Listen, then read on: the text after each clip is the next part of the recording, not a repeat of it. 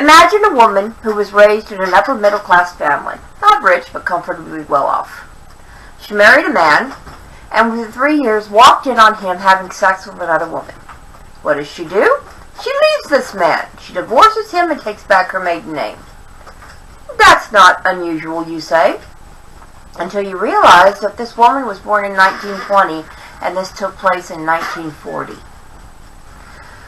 The woman that this speech is paying tribute to is my grandmother, Elizabeth Marie Henry Mitchell. She trained as a nurse during her first marriage, and once she was divorced, she joined the army. She became a captain and was sent overseas to the European theater to work on the front lines. She was never more than 4 miles from the actual battles. She did triage work and held the hands of soldiers who had no hope of making it home. There are 3 distinct parts of her life, from her birth to her first marriage, her divorce to joining the army, and her later life. Her first part of her life was the youngest child of William Henry and Emma Howard Henry. She was the youngest of 5 children. The 2 older boys were from a previous marriage of William's, and the 3 younger girls were from his marriage to Emma.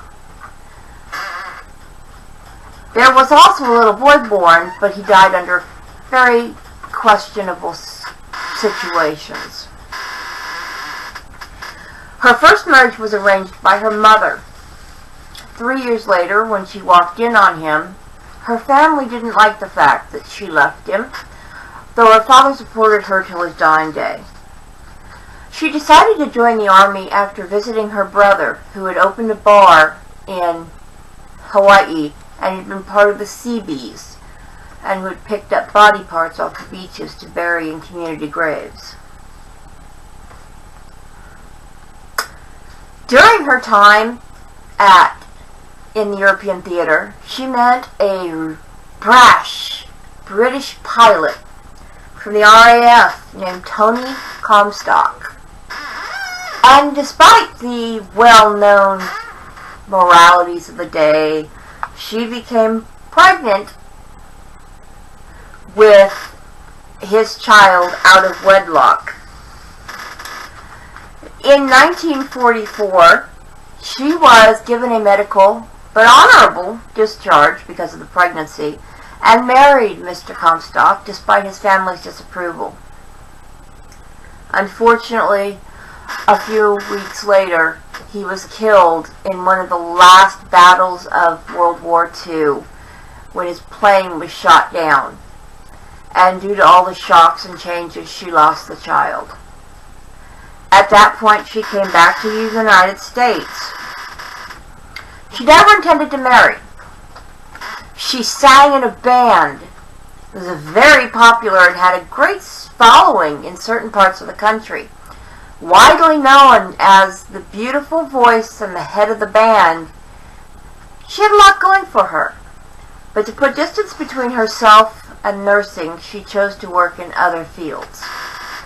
While working in a grocery store, she had climbed up a ladder to stock shelves when a big burly truck driver came in, knocked into the ladder, knocked her off the ladder, and caught her. Well, she fell for him that day. That man was Alva Richard Mitchell, who would become my grandfather. She tried to ignore him. Didn't work. She ended up marrying him. They had 2 children. They did a lot of things in their time. They did a lot of different choices. And a lot of different things. But Elizabeth was a woman out of time. She was before her time and not afraid to stand up for herself.